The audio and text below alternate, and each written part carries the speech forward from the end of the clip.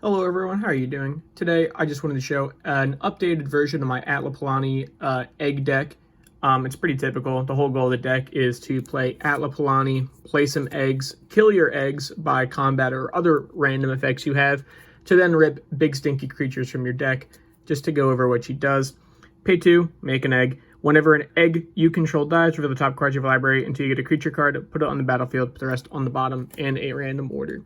So I have the video set up a different way than usual. I broke them down into subparts. I have utility creatures, just general utility and like card draw, big scary threats, rampant rocks, removal, ways to kill eggs, and then lands.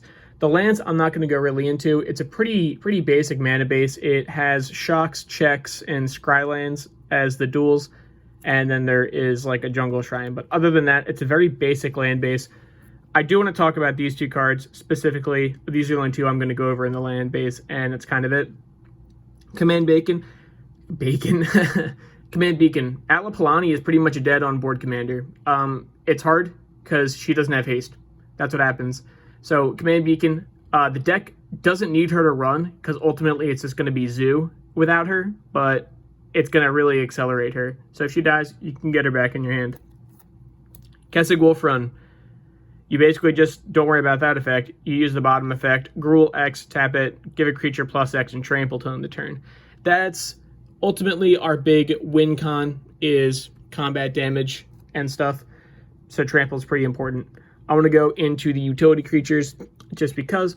Let's talk about them. Doomed Artisan, he's not good. He just can't attack or block, and then at the beginning of my end step, I make a sculpture with PT equal to my other sculptures. He's not great. He's more or less just like a pet card. Geared, he's the face of the precon. When he enters battlefield, make a 4/4. When he attacks, populate, and the token comes in tapping and attacking. You can make eggs this way just to have him. Mainly you do it for a 4/4. He's kind of there to populate whenever we need it. Selesnya, you'll just, can't tell, pseudo-populate theme of the deck. Pay 4 mana, exile target card from a grave, populate. It's just grave hate, instant speed, make an egg, someone blocks, there you go. Mirror Entity is a funny meme. So basically, it's a changeling, so it's really an egg, and then you pay X. Until end of turn, creatures you control have base power and toughness XX and gain all creature types. You make X 0, all of your entire field are now eggs, and they're 0/0s, so they die. You trigger Atla a bunch of times, and you play like your deck. Nesting Dragon, he's a 5/4. Landfall, you make an egg. That's straight up it. Doesn't really matter about the 2/2, but you make an egg. That will then die. Tend-to-Shoot Dryad is mainly just there for blockers while you're setting up. 5 mana 2/2 Ascend, not super like usually happens. Beginning of upkeep, beginning of each upkeep, make a Saproling. Saprolings you control get +2/+2 if you have the City Blessing. That's kind of it. Just every upkeep you make it 3/3s. They're just good blockers. They're good attackers. No one wants to deal with them.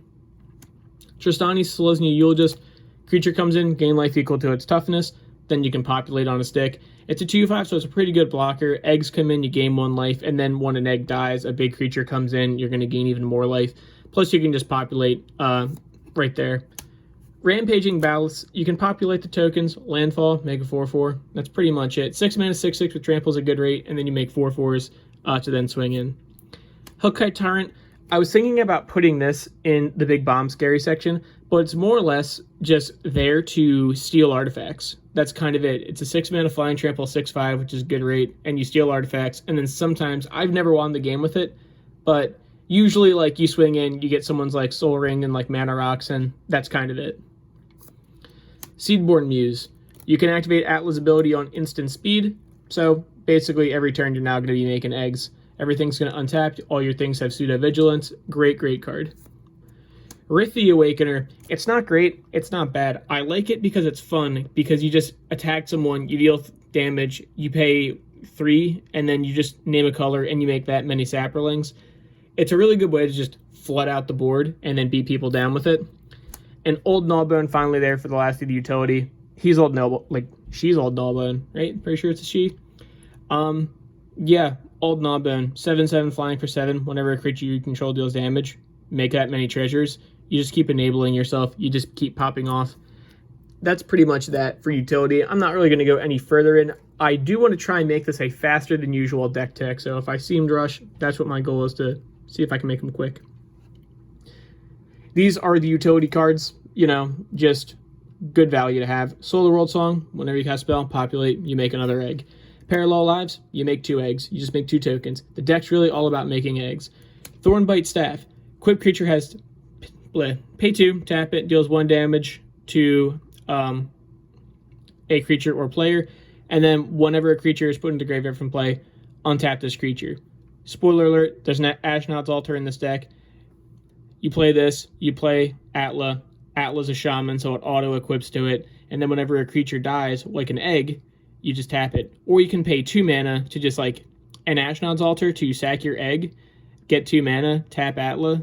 It's good. It's good value. It's an infinite to play your whole deck. Wilderness Wreck, again, good amount of instant speed stuff going on. Even just like having the extra 2 for Atla is still fine. That's pretty much it. All your lands on tapping is good. Idol of Oblivion, 2 mana, tap it, draw a card to make, if you made a token, which you pretty much will always do. 8 mana, sack it, make a 10/10. It's just another good target to populate. Savala Stampede, we're playing big creatures in this deck. You're always going to say wild or free. It really doesn't matter. I like saying just like wild from my deck just to see what happens. Most people say free. It's a lose-lose no matter how you look at it. The card only gets better the more opponents you have. Worldly Tutor, again, she plays from the top of the... Atla plays from the top of the deck when a creature dies, when your egg dies. So an egg dies in response to the trigger. Worldly Tutor, take whatever creature you want, put it on top. Maskwood Nexus, all your creatures are eggs, pay 3 mana, make a 2/2 egg. Pretty much that. It's basically Mirror Entity, but in a different light. Growing Ranks, beat your upkeep, populate, make another egg, make another beast, whatever. Harmonize, 4 mana, draw 3, pretty straightforward, good card. Turn Timber Symbiosis. I was thinking about putting this in a notable land section, but it is, for all intents, usually just a forest in a way, but you can just pay 7 and then dig 7. That's pretty much it. Pay 7, dig 7, play a creature. And then if it's 3 or less, at least you can make it a little bit bigger. Lightning Greaves to protect Atla and give her haste. Pretty much that. Free equip. I don't run a Greaves because I like the free equip. Garruk's Uprising. A lot of your creatures in this deck are going to be at least 4 or greater or so. And then just your creatures have trample. Lots of card draw. That's pretty much it. Lots of card draw.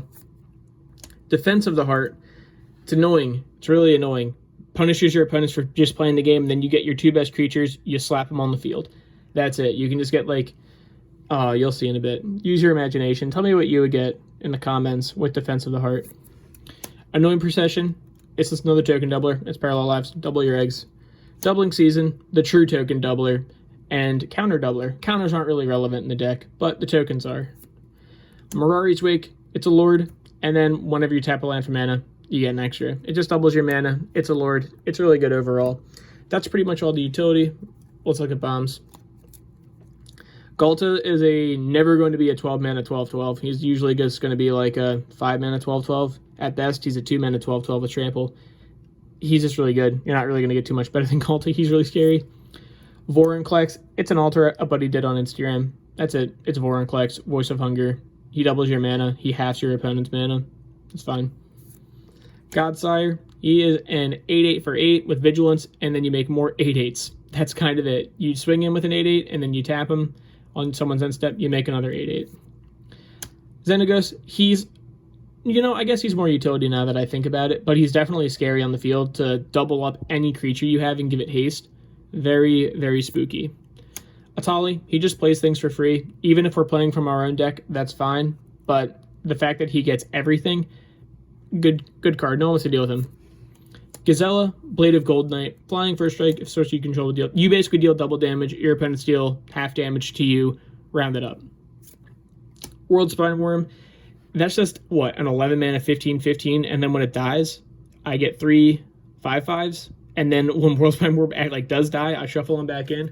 He is the eternal threat. He'll never go away unless he gets exiled. That's enough of that. Let's just go to Rocks and Ramp. It's pretty typical. Obelisk of Naya. It does exactly what you'd think. Commander Sphere, just a better version of Obelisk of Naya. Skyshroud Claim. Search your deck for up to 2 forest cards, put them on the battlefield. It's 4 mana, but it gets forests, not basic, so you get your fetch or your shock lands out of it, and then they can come in untapped if you want them to. Explore, draw a card, play an additional land. Really good early game, not even bad late game. Soul Ring, it's Soul Ring. Kodama's Reach, get 2 basics, put 1 in your hand, 1 in the play. Great card. Farseek, you can get, you basically just can't get a forest. But again, you're just going to get your shocklands anyways. Cultivate, it's basically just slightly worse Kodama's Reach. That's really all it is. 3 visits, again, you just get a forest card, you just get your shocklands. That's really it. Hopefully, when Streets of New Capernaum come out, there will be the other sets of Triumphs, and it'll get Triumphs too. Growing Rights of Itlamok. Enters the battlefield, look at the top 4, put a creature from among them in your hand, put the rest in the bottom. At the beginning of your end step, if you have 4 more creatures, it flips into a better version of Gaia's Cradle. If you're not familiar with Gaia's Cradle, it is add a green for each creature. It's actually better than Gaia's Cradle because Gaia's Cradle won't just tap for 1 no matter what. Cryptolitherite, you're making a lot of tokens. They can just tap down for mana. Pretty much the logic behind that one. Xenagos, again, you have a lot of creatures, so he costs 4 mana, but then you just +1 him, and then you usually get like 6 mana. Worst case scenario, you play him and you make a 2/2. That's kind of it. Not really even like a bad thing. And then his ult, not really relevant, but it's pretty scary. It will get make you dig 7, put all creatures and lands from them on the battlefield. Finally, good old Sakura Tribe Elder. That's really it. You sack him, get a land. He's good early game. You don't really want to hit him with Atla, but I mean, even then, usually more than 1 eggs are dying at once. Removal. Chaos Warp. It's Chaos Warp. It just gets rid of a target permanent you don't like. You can even do it to your own stuff and see if you can get a big creature. Phyrexian Rebirth. Destroy all creatures. Make an XX where X is the total number of creatures. It's just something. It's a nuke. You can populate it. That's really it. Hold Breach. Choose 1. You're probably choosing both. Destroy target artifact or destroy target enchantment or destroy target artifact or enchantment. So, you just get rid of 2 problematic things for 2 mana. Sundering Growth. Destroy an artifact or enchantment. Populate. Again, artifact and enchantment removal. Plus, at very worst, 2 mana to, what's it called? 2 mana to populate at instant speed. Not bad at all.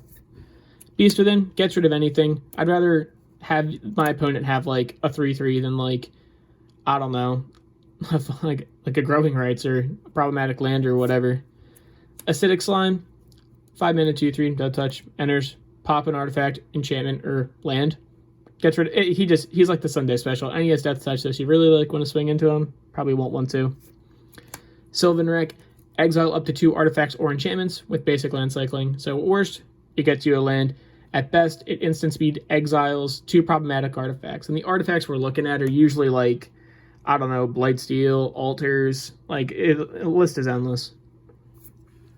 Apex Allosaur, he is removal. He is a 9 mana nuke. 9 mana 10/10. When he enters battlefield, it fights up to 1 target creature you control. That's important that it fights up to 1 target creature. In Rage, when he's dealt damage, it fights up to another creature. You basically just spread out and deal 10 damage in the best way without killing him. That's pretty much it. And you get to pick the order things die. And since he's fighting, he's doing it. And then when you don't want him to die, or you've had your fill with all the creatures you want to kill, then you just say, okay, I'm not fighting up anymore because it's up to. Wrath of God, it's Wrath of God. I'm not going to say anything more. It's Wrath of God. It's classic. Song of Dryads, make something a forest. That's it. Make any permanent a forest. Make someone's commander, it's forest now. Have fun. Croson Grip. Split second, destroy an artifact or enchantment. A lot of artifact and enchantment hate in this deck, mainly because our creatures are pretty much the removal on their own. They're so big and scary that, eventually our opponents are going to have to toss their guys under our stuff. So these are the ways to kill eggs. They kind of mix in with value, too. It's kind of a tough pile. Staff of Nin, 6 mana. It's expensive. At the beginning of your upkeep, draw a card. So on your turn, you're drawing 2 cards, and then instant speed, you could ping a creature or player. Worst case scenario, you go to the turn before yours, you tap it, you deal 1 damage to a creature or a player, whatever. Best case, you're drawing 2, and you're killing eggs at instant speed. Goblin Bombardment, sacrifice a creature, deals 1 damage to a player. Again, sack an egg, ping something, really good, and then you get the trigger from Atla. Skull Clamp, cool altar I actually got from a buddy. Pay 1 mana, kill an egg, draw 2, really good rate. High Market, another unique land I didn't want to add to the land section, but it's, again, tap it, sack a creature, gain a life. Life isn't the relevant part, but it's attacking the creature. Ashnod's Altar, sack a creature, get 2 mana. Phyrexian Altar, sack a creature, add 1 mana of any color. A couple ways to go infinite with them, but I don't want to go too into that. But that's pretty much the deck. The lands are, they're pretty basic. Like, it's pretty much like exactly like what I was saying. They're tri-lands, check lands. There's really nothing too special. You have the command tower, myriad landscape, but again, that's pretty much it. Again, this is my attempt at doing a fast deck tech. We're at 15 minutes. Thank you guys for watching. I appreciate the view. Don't forget to like, subscribe, comment anything you like about the deck or anything you don't like. Let me know. I want to hear it. Either way, thank you for watching, and I'll see you next time.